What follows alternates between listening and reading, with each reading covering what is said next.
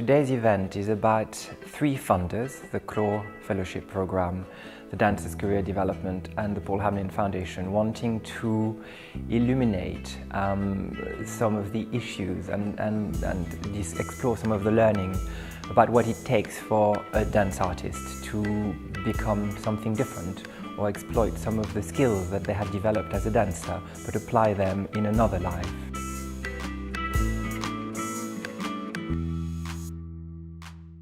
Well, today's been absolutely fantastic. It really has been a sharing of experiences. People have been honest and open about telling their stories.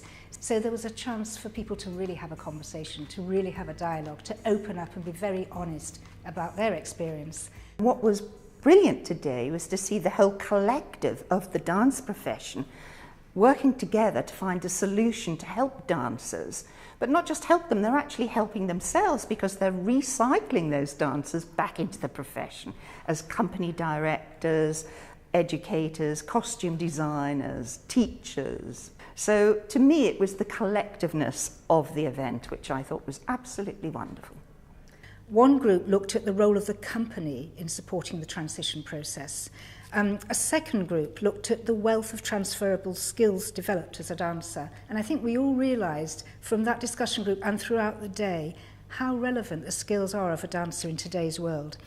The next group looked at moving beyond the role of the dancer, what people can do beyond performing, in dance or out of dance.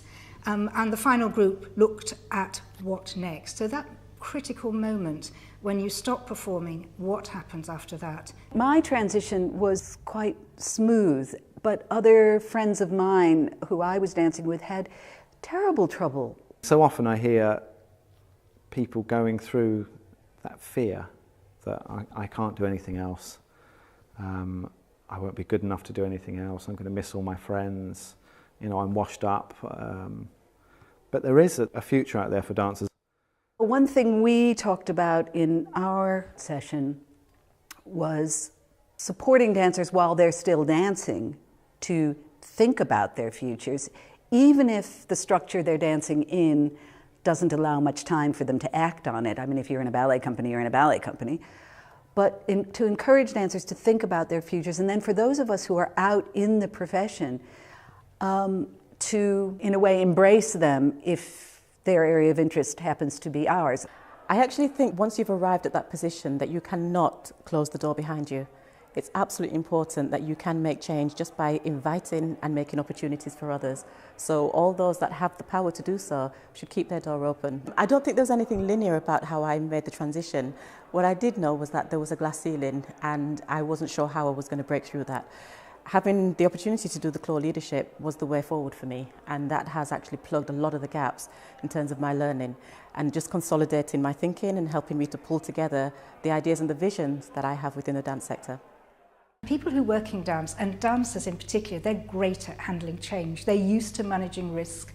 They're used to working collaboratively. They're used to listening to others and sensing what the right thing is to do. Change is something that has been talked about throughout the day. Everyone knows the world is changing, the cultural scene is changing, and really importantly, dance is changing.